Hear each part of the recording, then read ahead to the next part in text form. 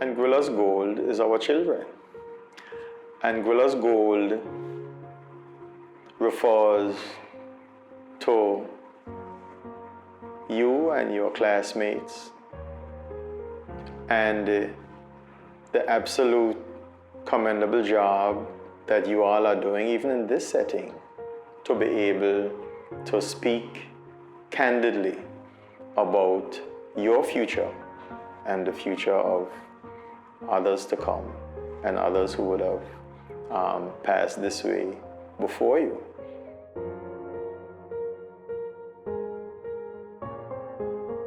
My name is Lennox Vanderpool. I am a 34-year career teacher.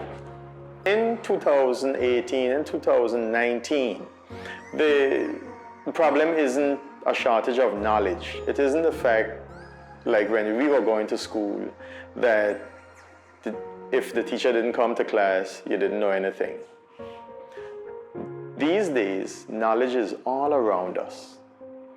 But it is that delivery of the information that we have to be careful of. Our delivery styles, what we want children to know, how we want them to access the information, how we want them to learn. It is now not about learning, but teaching children how to learn and giving them the tools which can enable that to happen. Well, my name is Kamal Garvey. I'm a student at the Anguilla'S Comprehensive School. I'm at sixth form at the moment. My hobbies include playing football, music production, and I like to read and write poems. I've had experience with teachers that's more interactive, and I feel like interactive teachers, you get the most out of the students, because when you cooperate with the students, you get the students feeling involved. The students would want to work and like, yeah, you know, I want to make this teacher proud, or even I want to make myself proud because this teacher is teaching me, you know. Whereas there are teachers who they just come to class, they give you your work, they give you lectures upon lectures, and then they send you with homework, and then sometimes you're lost and confused, and with some of these teachers you can't even approach them. So teaching, when it comes down to teaching students, I think having a more interactive teacher and a teacher that listens would help students to learn better. My name is Rita Celestine Kati, and I am the current principal of the Anguilla'S Comprehensive School for the last 5 months, almost 6. But I have been a teacher at this school since 1988.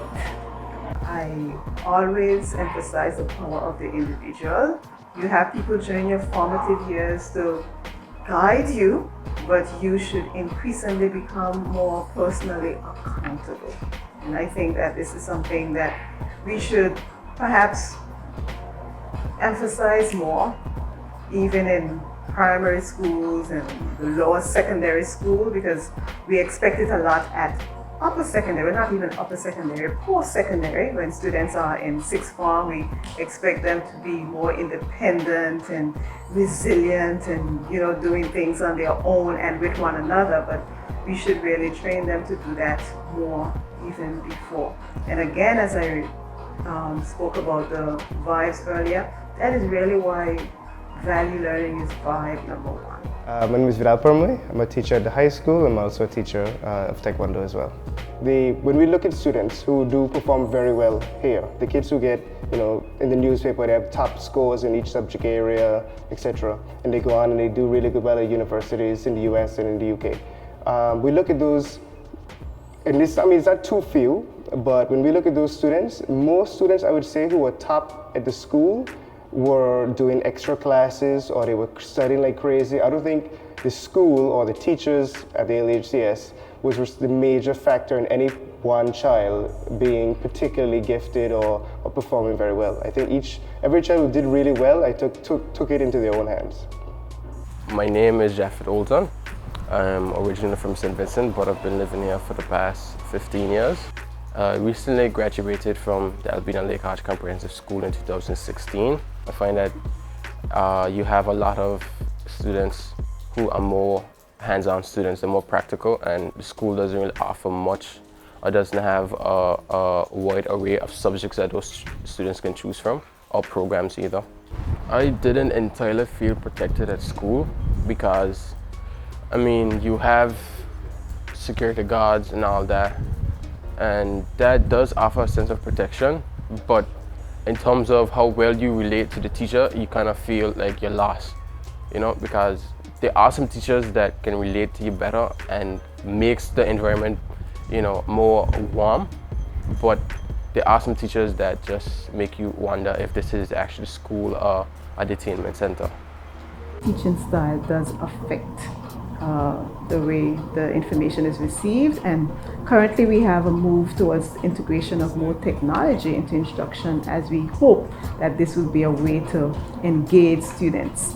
There's an irony there though, because I think that although these are digital natives, they see their devices more for entertainment than for learning. So it's a hard sell not only for the teachers to integrate technology into instruction and assessment, but also for the students, because they have their devices to entertain themselves and they're less willing to use them to educate themselves. I think most of the things I learned in high school, I use hardly any of it in my daily life. And I don't mean specifically you'll say you're an IT teacher, so only the IT would really make the difference for you. But even then, most things I've learned in IT, I don't really use per se. In fact, I would say that things I learned by my own tampering is really what I end up going to, I guess, or tapping into. I would say things I would have taught myself in primary school is really what I end up teaching the kids based on it. When they ask me questions and I figure it out, and they're like, well, teacher, how, you know, you're the teacher, so you have to. And I'm like, yeah, but I didn't necessarily learn it here in this room. I would say that the problem with focusing on academics is that you have kids who could answer the questions on paper but cannot practically apply what they've learned. And what is the point if not to be able to apply what you learn in school? When I go to workshops in different, fora with different educators, the focus in a lot of schools, because our school is comprehensive. A lot of people have schools that are band-aid. It's like, this is a top school in the country and stuff like that. So they don't always have their students do a practical option, but it is important to us in Anguilla that our students develop practical skills. So that's a way of saying that we value it, but then at the same time we don't value it, because our impression and the way we receive performance in these areas is not the same as in other areas. Well, my name is Sanford Richardson. I am married. I had 2 children, one out of school, one presently in school, a 6th former. I think with the comprehensive system, especially the comprehensive system, the approach has been to try to reach out and meet the needs of all the children. Very ambitious, very, very ambitious, because in order to do that, you need to have resources. And we have always been short on resources to meet the needs of each child. It would also mean following, quote unquote, a very individualized program, which I don't know if any educational system have really been able to do that. I believe the authorities in their intention is to try to cater to all children, but I don't think that the necessary resources and to some extent the priority has been given to it. Because even though we are very comprehensive, we are still pushing the academics. So some children, for some intended purposes, may be being left behind, but not always the fault of the authorities. Sometimes the home, parents, and also the students and myself must take some blame for that. My name is Dickie Richardson. Mainly, I like more of a hands-on approach, so lots of activities, lots of hands-on stuff. So yeah, it's mostly, majority of the teachers here use that teaching style. And I think it's very effective the way they do it, yeah. If you don't do your research, if you don't do your studying, with the limited time that we do have, there's only so much you will be able to accomplish. And CSEC isn't going to be waiting on how much you well, they're going to expect you to know a certain amount of stuff, and if you don't meet their requirement, that's partly your fault, because teachers can't do everything for you. You have to take some kind of responsibility to some degree. So. Some people call me Mr. Johnson, some people call me Teacher Colin, some people call me Johnson, nickname Culture. I am a teacher by profession, also a football coach, technical director of the Anguilla'S Football Association. A lot of the youngsters believe that the banding system is necessary, but they believe that it is not working at the Anguilla'S Comprehensive School because of the main fact is that there are too many students and we don't have enough space. And they believe that the students were banded incorrectly from the start. They believe that there need to be a little bit more collaboration between the Ministry of Education and the Anguilla'S Comprehensive School when the students are banded initially, so that the students end up in the correct bands. They feel that at the start, students are misbanded, and so when they have to go to the different subjects, they are totally out of bands. And you find that some of them feel very uncomfortable because you find that, especially with the modern languages, a Spanish-speaking student ends up in band 4 or band 3 for Spanish when they should be in a band 1. And so by the end of the first term, that student would have to be placed in a band 1. The funny thing about it is that after 3 months, they might have to change a textbook. And so you find that because of the banding system, parents have problems with buying textbooks just after 3 months. So you find that movements of students through bands causing a problem in the high school because there's a lot of confusion right now because teachers are a little confused, parents are a little confused, students are a little confused at this moment. The fact is, a lot of students are forced into learning, pushed academically, and I always stress this point. There are parents who always insist that their children get straight A's and B's, and the reality is everybody can get straight A's and B's. And I always appreciate and respect persons who learn and master a trade, because a person who is excellent at teaching Spanish, a person who becomes an excellent doctor, and a person who becomes an excellent tradesperson, a carpenter, or a person who is good at the arts, they are just as important as the lawyer or the doctor. And I want parents to understand that if a person wants to learn a trade, if a person doesn't excel in the academics, you need to give them a chance to excel in the things that they're good at. Because some persons might be very good at their hands.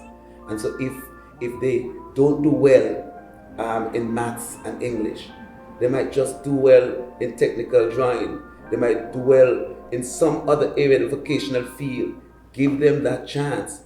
But don't force them to be excellent in maths and English when they're not good there. And so I think that it is very important. Somebody might be very good at cooking, so the hotel industry might be the field. But it is important for them to know also that even if you're good at those areas, you still need to have an education. And education doesn't necessarily mean maths and English. It means that you must be wise and use your wisdom wisely so that you can get along in life. more and more children from grade 6 are coming to us with problems with reading, problems with comprehension. They are coming to us burnt out. They are coming to us with social issues. They are coming to us more and more with issues that are even extracurricular. Those things need to be taken care of first. When they come to the comprehensive setting, if they are challenged from grades 4 or 5 or 6, they enter Form 1 with double the subject load, less supervision, less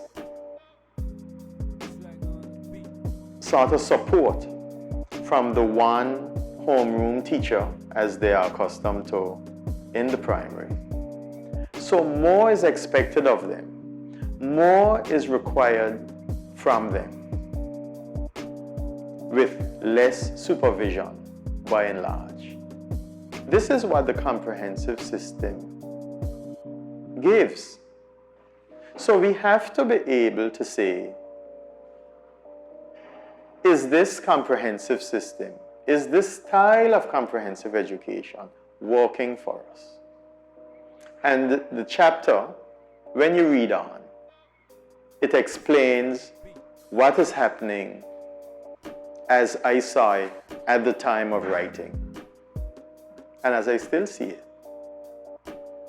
We are adamant that this is the system for us, so we apologize for it. But insofar as it is helping to advance all of our children, we're not just talking about a few who will succeed, whether they come to school, they stay at home, or they go and sit under a tree.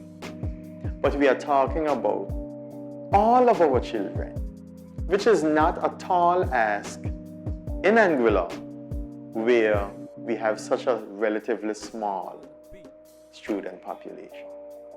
Comprehensive education, in its present form, has to go. Meaning, we could keep the name because comprehensive is a good word. But how we act toward the children who come to us is quite another story.